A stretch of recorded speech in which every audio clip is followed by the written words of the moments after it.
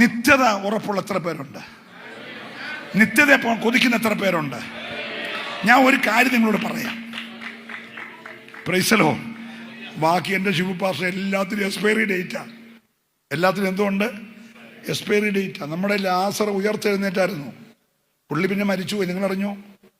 നമ്മുടെ പാസ്റ്റേഴ്സ് ഇല്ലാഞ്ഞുകൊണ്ട് അനുശോചന യോഗം നടന്നില്ലെന്നേ ഉള്ളൂ. അല്ലേ അനുശോചനം പറഞ്ഞ് നേരം വിളിപ്പിച്ചേനെ. നമ്മുടെ ആ റാ പോലെ വളർന്ന അമ്മച്ചി, റാന്നിക്കാരിയല്ല, റാ പോലെ വളഞ്ഞു നിന്ന് അമ്മച്ചി നേരെ കിടന്ന് ചത്തു പെട്ടിക്കകത്ത്. പിന്നെ ആരും വളവും നൂർക്കണ്ട, നേരെ കിടന്ന് ചത്തു. ആ കൈ പറഞ്ഞിട്ട് സ്വോത്രകാഴ്ച ഇടാത്ത ചെറുക്കൻ അവൻ കൈ നൂർത്ത് വെച്ച് ചത്തു. നമ്മുടെ നയിലെ അമ്മാമ്മയുടെ ചെറുക്കൻ വഴി വെച്ച് ശവക്കോട്ടയിൽ പോകുന്ന വഴിക്ക് എഴുന്നേറ്റ് വന്നില്ലേ, അവനും പിന്നെ മരിച്ചു പോയെന്നേ. ഇവിടുത്തെ എല്ലാ സൗഖ്യത്തിനും ഒരു എക്സ്പയറി ഡേറ്റ് ഉണ്ട്.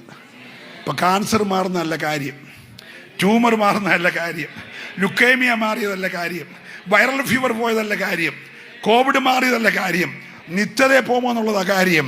ഇവിടെ എന്തെങ്കിലും ചെറിയ സൊറി മാറുന്നതല്ല കാര്യം. ഇന്ന് രാത്രി നീ ഇവിടുന്ന് പോകുന്നതിന് മുമ്പേ നിത്യത ഉറപ്പാക്കാതെ ഒറ്റ കുഞ്ഞിവിടുന്ന് പോകരുത്.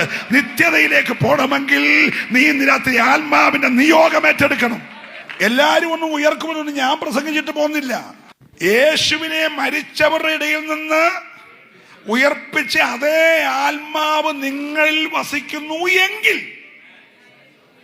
ഇല്ലെങ്കിൽ നിന്റെ കാര്യം പോക്കാം. അത് വരാതിരിക്കാൻ ഈ രാത്രി തൊണ്ട പൊട്ടിക്കുന്നേ. നീ എത്ര കൈയടിച്ചാലും, എത്ര സ്വോത്രകാഴ്ച ഇട്ടാലും, എത്ര കൺവെൻഷൻ വെച്ചാലും നീ ആത്മാവിനെ പ്രാപിക്കുന്നതിൽ ഉയർപ്പുണ്ടാകത്തില്ല. ഉയർപ്പുണ്ടാകണേ യേശുവിനെ മരിച്ചവരുടെ ഇടയിൽ നിന്ന് ഉയർപ്പിച്ച അതേ ആത്മാവിനെ നീ ഈ രാത്രി പ്രാപിക്കണം.